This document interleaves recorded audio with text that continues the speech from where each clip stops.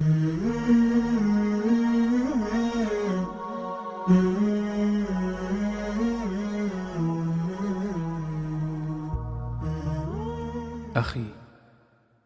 يا أسير دنياه، يا عبد هواه، يا موطن الخطايا، ويا مستودع الرزايا، اذكر ما قدمت يداك، وكن خائفا من سيدك ومولاك أن يطلع على باطن زللك وجفاك، فيصدك عن بابه ويبعدك عن جنابه ويمنعك من مرافقة أحبابه، فتقع في حضرة الخذلان وتتقيد بشرك الخسران. الحمد لله والصلاة والسلام على رسول الله وعلى آله وصحبه ومن اهتدى بهداه، وأشهد أن لا إله إلا الله وحده لا شريك له، وأشهد أن محمدا عبده ورسوله. وعليكم السلام ورحمة الله وبركاته. صلى الله عليه وعلى آله وصحبه ومن اهتدى بهداه واستنى بسنته إلى يوم الدين. أما بعد، اللهم لا سهل إلا ما جعلته سهلا وأنت تجعل الحزن إذا شئت سهلا، سهل علينا أمورنا كلها واجعلها خالصة لوجهك الكريم حتى نلقاك بها يوم القيامة. آمين آمين آمين. Le but de cette rencontre ou de ce rappel, Inch'Allah, sera de traiter de la question des règles juridiques, des qawa'id al-fiqhiyya. Pour savoir, premièrement, leur réalité, qu'est-ce qu'une règle de fiqh, et ou plus précisément, dans quel cas de figure pouvons-nous appliquer les règles de fiqh. Et pour ce faire, je vais donner des exemples, Inch'Allah. Des exemples d'application de deux de ces règles-là. À savoir, al-mashaqqatu tajlibu at-taysir, la difficulté amène à la facilité. Et la deuxième, ad-daruratu tubihu al-mahdhura, la nécessité permet ce qui est interdit à la base. D'accord. Parce que le problème qui se passe, et qui n'est pas spécifique à la question du vote ou à d'autres cas de figure, le problème réel, c'est que les gens prennent des règles ou même des versets du Coran, parce que si ça c'est valable pour les règles, c'est valable aussi pour des versets du Coran et de la Sunna du prophète sallallahu alayhi wa sallam. Ils les prennent et les généralisent et les appliquent sur des cas de figure qui ne sont en aucun cas concernés par la règle. Et ils ne sont en aucun cas concernés par le verset du Coran et ils ne sont en aucun cas concernés par le hadith du prophète sallallahu alayhi wa sallam. D'accord ? Donc je vais simplement donner un exemple d'application de ces règles-là pour montrer la complexité de ce qu'on pense des fois être simple comme bonjour. Et dès lors qu'on rentre dans des détails qui mettent la lumière sur les conditions d'application des règles, à ce moment-là c'est compliqué, donc c'est faux. Donc il y a une équation, il y a des mécanismes dans la tête des gens, c'est quoi ? Compliqué égale faux, simple égale vrai. Comme si la religion d'Allah subhanahu wa ta'ala ne méritait aucun effort, aucun sacrifice de notre part pour la saisir. Et comme si tous les sujets de la religion étaient tous d'une simplicité totale. Il y a des sujets qui demandent des efforts. Au-dessus de toute personne, comme Allah subhanahu wa ta'ala nous dit, au-dessus de tout savant, il y a un savant. Donc Allah subhanahu wa ta'ala élève les uns par rapport aux autres. Par quoi ? Par cette science. Et cette science, elle a besoin de sacrifice. La yunalu al-ilmu birahatil jasad. La science ne peut être obtenue par le repos, comme disaient certains salaf, rahimahumullah ta'ala. Donc comment prétendre connaître et maîtriser certains sujets liés à la méthodologie de compréhension et de réflexion intellectuelle correcte dans la religion sans vouloir fournir le moindre effort. Alors que lorsqu'on va pour faire une société ou pour faire du commerce ou une transaction ou pour se marier ou pour obtenir le permis ou autre, parmi les choses de ce bas monde, on fournit maintes efforts et on ne s'arrête pas à la complexité de la chose. Pourquoi ? Parce qu'on sait la valeur. Et y a-t-il une valeur, une chose plus valeureuse que le Jannah ? Ala inna sil'atallahi al-jannah, ala inna sil'atallahi ghaliya.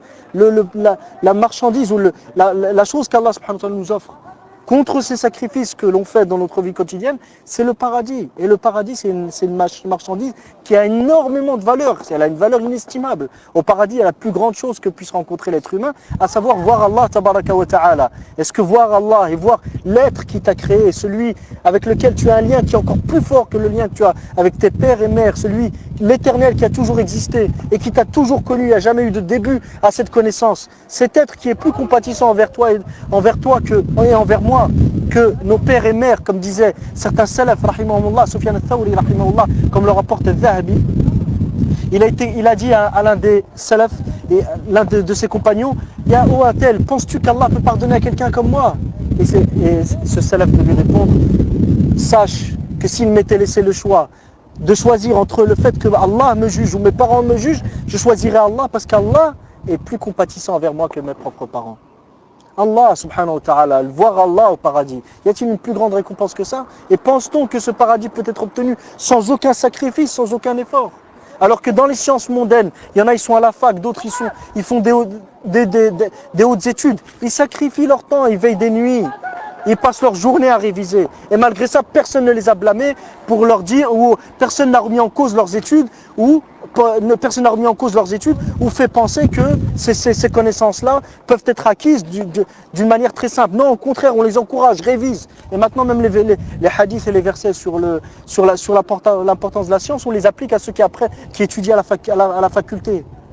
Falsifiant ainsi la religion d'Allah subhanahu wa ta'ala, falsifiant les textes qui ne traitent aucunement de cette science-là, bien que cette science est valeureuse, mais ce n'est pas elle qui est visée dans les textes. Et de l'autre côté, ceux qui font un effort pour apprendre la religion d'Allah, ou ceux qui essayent modestement de faire l'effort de faire comprendre aux gens les bases de cette religion, les bases de la méthodologie, on remet en cause leur procédé sous prétexte que c'est compliqué, ou que ça dure trop longtemps, ou que j'ai failli m'endormir. Subhanallah al-Azim, allons assister au dars d'un cheikh ou mets une audio du dars d'un cheikh et essaye de rester attentif du début à la fin. Tu verras si le sommeil ne va pas te venir. Le sommeil va te venir sans aucun doute. Mettre ça dans la tête des gens qui est que dès lors qu'on a envie de s'endormir en écoutant un cours, c'est que forcément le contenu ne peut être juste vu la complexité, c'est abrutir la umma, abrutir la communauté, faire des membres de la communauté des moutons, des imbéciles en herbe. Des gens qui ne produiront jamais rien de bien. Des gens où que tu les mettes, ils ne produiront rien de bien. Il n'y aura rien de bien à tirer de ces personnes-là. Et l'abrutissement de la communauté va durer jusqu'au moment où les gens vont comprendre que cette religion, elle a des clés. Cette demeure qui est la religion, ce trésor qui est la religion d'Allah, il possède des clés. Tu viens avec les bonnes clés, tu ouvres la porte, tu ouvres le trésor. Tu viens pas avec les bonnes clés, tu peux rêver. Tu peux rêver. Et il faut savoir aussi une autre chose. La complexité du discours, elle n'est pas voulue en soi. C'est simplement que le sujet est un sujet qui mérite réflexion. C'est un sujet qui mérite du temps pour le comprendre. Par conséquent, il y aura une certaine complexité. Mais cette complexité, c'est un mal pour un bien. D'accord? Quand on fait du sport, le moment où on travaille le plus, le moment où le corps bénéficie le plus, c'est quand? C'est lorsque tu t'es reposé, que tu viens d'arrêter et que tu marches et que tu es tout content d'avoir terminé ton footing de 5 km, ou dans les derniers moments où tu purges? Quand est-ce que tu profites le plus? C'est quand tu souffres le plus. Et il en est du pareil au même pour la foi. Va faire le pèlerinage aujourd'hui. Tu vas voir si tu vas ressentir en permanence des émotions de foi à tous les moments. Il y a des moments, tu risques d'être bousculé, des fois où tu risques de tomber, des fois où quelqu'un risque de te dire une parole déplaisante. Mais malgré ça, c'est à ce moment-là que tu forges ta voix. D'accord? Comme il dit le prophète sallallahu alayhi wa sallam, la patience est une lanterne. La lanterne, elle brûle de l'intérieur. Puis, à l'extérieur, elle illumine le chemin. Mais à l'intérieur, la lanterne, elle brûle. Donc la patience, c'est difficile, mais c'est pour un bien. D'accord? Donc dans toute chose, l'apprentissage, on doit oublier. L'apprentissage est un cas, un des cas dans lesquels on doit faire preuve de patience. Mais sinon, en règle générale, dans tout dans la vie, on doit faire preuve de patience. Il ne faut pas penser, je me sens bien, donc c'est vrai, je me sens mal, donc c'est faux. Si c'est comme ça, les témoins de Jéhovah, il faut aller voir qu'est-ce qu'ils ressentent lors de leurs prières païennes, et lors de leur shirk, et lors de leur dalal, et lors de leur mécréance. Les témoins de Jéhovah, ils sont là à 7h du matin, 6h du matin, au marché, en train de distribuer des tracts. Et nous, des fois, on est en train de dormir chez soi. Il y en a, ils ne sont même pas levés pour le Fajr. Est-ce que c'est pour autant qu'on va dire que ces gens-là, qui n'ont pas eu la force de se lever, c'était sur l'égarement, parce qu'ils n'ont pas eu la force de faire ce que les autres, ils ont fait? Quand je dis ils étaient sur l'égarement, au sens où cette religion sur laquelle elle est, n'est pas la vérité. Loin de là, on ne va pas prendre le côté émotionnel pour justifier la validité ou non d'une chose. Allah subhanahu wa ta'ala nous le dit. Kutiba alaykumul qital. Kutiba alaykumul qital wa huwa kurhun lakum. Le combat dans la voie d'Allah vous a été prescrit alors que vous avez de la répulsion pour ce combat. Et puis après Allah il dit quoi? وَعَسَىٰ أَن تَكْرَهُوا شَيْئًا وَهُوَ خَيْرٌ لَكُمْ. Et il se peut que vous ayez de la répulsion envers une chose alors qu'elle vous est bonne. وَعَسَىٰ أَن تُحِبُّوا شَيْئًا وَهُوَ شَرٌّ لَكُمْ. Et il se peut que vous aimiez une chose alors qu'elle vous est un mal. Et la règle d'or, qu'est-ce que c'est? وَاللَّهُ يَعْلَمُ وَأَنْتُمْ لَا تَعْلَمُونَ. Et Allah il sait, vous ne savez pas. Et de même, Allah subhanahu wa ta'ala il dit فَإِنْ كَرِهْتُمُوهُنَّ فَعَسَىٰ أَن تَكْرَهُوا شَيْئًا وَيَجْعَلَ اللَّهُ فِيهِ خَيْرًا كَثِيرًا. Si vous avez de la répulsion envers elle, il se peut qu'Allah il se peut que vous ayez de la répulsion envers une chose et qu'Allah y mette un grand bien. De ces deux versets, Ibn al-Qayyim rahimahullah, il dit que le bien présent dans les choses et savoir si c'est un bien ou un mal pour toi ne dépend pas de ce que tu ressens intérieurement, mais dépend de l'ordre d'Allah subhanahu wa ta'ala. Si les textes affirment que c'est un bien, je le fais, même si je souffre pendant que je le fais, même si je ne ressens aucun bien pendant que je le fais. Si les textes montrent que c'est un mal, je le délaisse, même si je me sens dans un état d'émotion extrême. Je l'abandonnerai tout de même. Pourquoi? Parce qu'Allah l'a interdit. Et si on ouvre cette porte des émotions qui vont juger le bien et le mal des choses, on va détruire la religion d'Allah subhanahu wa ta'ala tout entière. Et les soufis vont dire, ils vont utiliser ce qu'on appelle al-dhawq et al-kashf, c'est-à-dire le ressenti intérieur, et le kashf, c'est-à-dire les visions qu'ils ont eues pour justifier des choses dans la religion d'Allah qui ne sont pas justifiables et qui sont complètement fausses. Et chacun de vous sait ce que Allah subhanahu wa ta'ala a dit au sujet, ce que les savants ont dit au sujet de ces soufis qui se basent sur les visions en état d'éveil et sur le ressenti intérieur pour établir des règles dans la religion d'Allah subhanahu wa ta'ala. Revoir les paroles d'Ibn al-Qayyim et de d'autres Ibn Taymiyyah et de d'autres parmi les savants de la Ummah qui ont très bien détaillé ce genre de sujet. D'accord? Donc au sujet des qawa'id al-fiqhiyya, l'auteur du livre, en revenant au sujet, donc je répète, le but de cette intervention est de montrer comment les savants ont abordé les règles de fiqh. Donc elle ne se range plus du tout cette intervention dans la réplique au frère Rashid Abu Hudhayfa. Hadahullah wa waffaqahullah, qu'Allah le guide et lui accorde la réussite. Pour quelle raison? Car le frère waffaqahullah a montré le niveau auquel il voulait qu'on s'arrête lors de la discussion. Tu n'es pas plus savant que Cheikh Abdul Muhsin Abbad, tu n'es pas plus savant que Cheikh Al-Albani.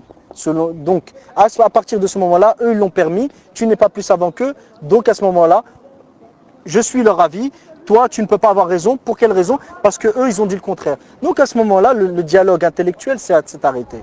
Il n'est d'aucune utilité de poursuivre un dialogue intellectuel, une réflexion intellectuelle à partir du moment où la personne qui est en face dit vouloir s'arrêter au conformisme, je répète bien, au taqlid, au conformisme aveugle de certains savants.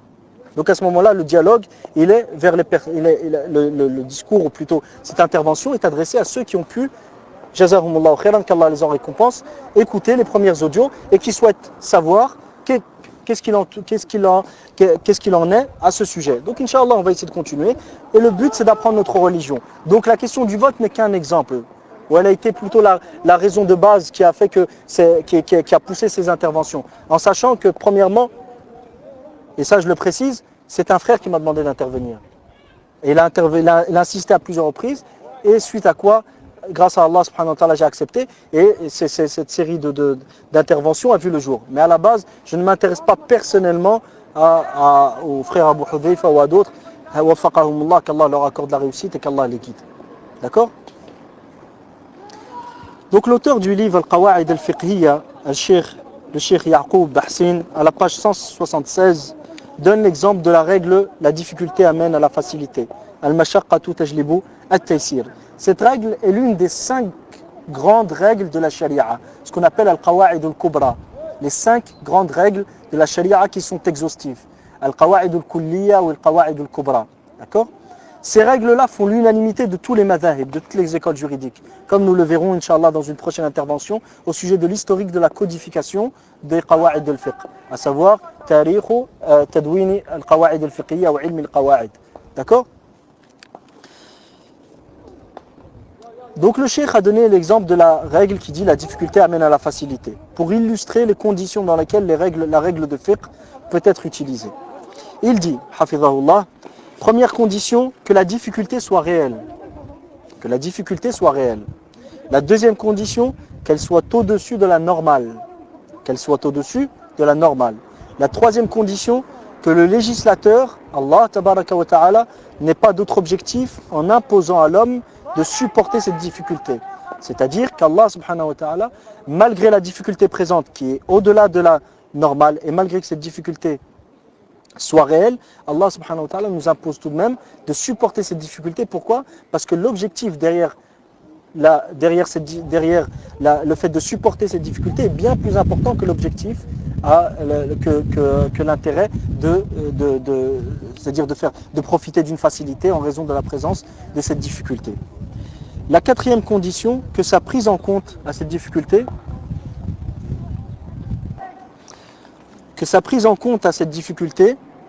ou que la prise en compte de cette difficulté dans la déduction du hukm n'amène pas à délaisser une chose plus importante. C'est-à-dire quand tu prends en compte cette difficulté en question, malgré les conditions, les 3 premières conditions qui ont été remplies, cela ne doit pas empêcher, cela ne doit pas amener à délaisser une chose qui est plus importante. D'accord ? Donc lorsqu'on prend en compte cette difficulté, c'est pour arriver à quelle conclusion ? À permettre une facilité et à donner un statut d'exception en permettant ce qui à la base était interdit ou en considérant non obligatoire ce qui à la base était obligatoire. D'accord. Dans cette démarche de déduction du hukm, dans laquelle tu as pris en compte cette difficulté, cela ne doit en aucun cas t'amener à délaisser une chose plus importante. Et ici une parenthèse, y a-t-il plus important que le tawhid d'Allah pour lequel Allah a créé les cieux et la terre ? Y a-t-il plus important que le tawhid d'Allah ? Non. Y a-t-il plus grave que le shirk ? Non. Par conséquent, la plus grande des obligations, c'est le tawhid. Et la plus grande des interdictions, la plus grave des interdictions, c'est le shirk. Toute difficulté qu'Allah subhanahu wa ta'ala n'a pas pris en compte et qui amènerait à délaisser le tawhid, cette difficulté-là n'est pas à prendre en compte. Et toute difficulté à délaisser le shirk qu'Allah subhanahu wa ta'ala n'a pas pris en compte est à délaisser et n'est pas à prendre en compte. Puis le cheikh continue, il dit en marche pour plus de détails au sujet de la difficulté et ses limites, au sujet de la difficulté, les limites de la difficulté et certaines de ses conditions, voir notre livre Mabda'u Daf'il Haraj fi Shari'ati l'Islamiyya. Le principe de repousser la gêne dans la législation islamique à partir de la page 423. Ce faisant, en suivant les consignes du cheikh et retournant au livre en question, l'auteur, Cheikh Yaqub Bahsin, Hafidhahullah, qui entre parenthèses fait partie de Hay'at Kibar al-Ulama. Il fait partie du comité des grands savants en Arabie. D'accord ? Donc ce n'est pas un inconnu dont on est en train de parler. Donc l'auteur expose le sens de cette règle. Premièrement. Deuxièmement, l'importance, et ça écoutez bien, l'importance de déterminer avec précision la réalité de la mashaqqa, de la difficulté dont il est question, en raison des fatwas et des statuts qui vont en découler. D'accord ? Pourquoi il est important de déterminer avec précision la réalité de la maslaha en question ? Ceci en raison des fatawi et des statuts, des ahkam qui vont découler de cette compréhension et cette détermination. D'accord ? Puis le cheikh divise, il divise ensuite cette difficulté en 2 catégories. La première, la mashaqqa, la difficulté, dont la limite fut précisée par le législateur, en liant cette difficulté à des causes précises. Je répète, la difficulté dont la limite fut précisée par le législateur en la liant à une cause précise. À titre d'exemple, ici le cheikh ne le mentionne pas, nous avons le voyage. La difficulté qui permet de raccourcir ou qui prescrit de raccourcir le nombre de rak'at en voyage selon l'avis le plus juste, selon lequel il est une obligation de raccourcir le nombre de rak'at en voyage, et c'est l'avis d'Ibn Hazm entre autres et d'autres parmi les savants rahimahumullah. Cette difficulté-là est liée à une cause précise et qui a été délimitée par notre législateur. Quelle est cette cause ? C'est le voyage en lui-même. Quel que soit le voyage, la difficulté, quel que soit le voyage, la rukhsa, la facilité ou le statut d'exception qui est lié à cette difficulté de base est affirmé. Donc dans toute forme de voyage, nous avons le droit de diminuer du nombre de rak'at. D'accord? La deuxième catégorie de difficultés est celles qui ne furent pas définies et limitées, et c'est ces dernières qui attirent toute notre attention. Les difficultés auxquelles Allah subhanahu wa ta'ala n'a pas lié, auxquelles il n'a pas lié une cause, un manat, une illa visible et précise. Donc celle-ci, c'est elle qui attire toute notre attention. Puis l'auteur, hafidhahullah, cite l'avis de plusieurs savants à ce sujet et sur les limites de cette dernière. Et Inch'Allah ta'ala, donc les savants en question dont il va parler sont Al-Izz ibn Abdissalam, rahimahullah, qui est décédé en 660 de la Hijra al-Nabawiyya ala sahibi afdalus salati wa ahsanut taslim, et l'imam Abu Ishaq al-Shatibi, rahimahullah. D'accord? Et c'est ce que nous verrons, Inch'Allah, dans une prochaine intervention. D'accord? Dans la suite des interventions que je ferai, je ne les ferai pas aussi longues, à savoir 45 minutes ou un peu plus, mais j'essaierai de les faire assez courtes pour qu'il y ait une série, Inch'Allah. Dans cette série, nous reprendrons les bases de l'argumentation et sur cette base-là, nous allons discuter la question du vote. Inch'Allah ta'ala. Donc plusieurs usul, plusieurs fondements et principes seront discutés dans l'espoir d'éveiller l'esprit de réflexion, ou plutôt la réflexion intellectuelle au sein de la communauté musulmane. Et que chacun d'entre nous réfléchisse et médite sur ce sujet, et médite sur ces règles-là pour savoir si réellement elles ont été appliquées dans les déductions de certaines personnes, waffaqahumullah, qu'Allah leur accorde la réussite, ou est-ce que ils n'ont pas été, ces conditions-là n'ont pas été respectées. Wa jazakumullahu khairan, wa sallallahu sallam wa barak ala nabiyyina Muhammad wa ala alihi wa sahbihi ajma'in walhamdulillahi rabbil alamin.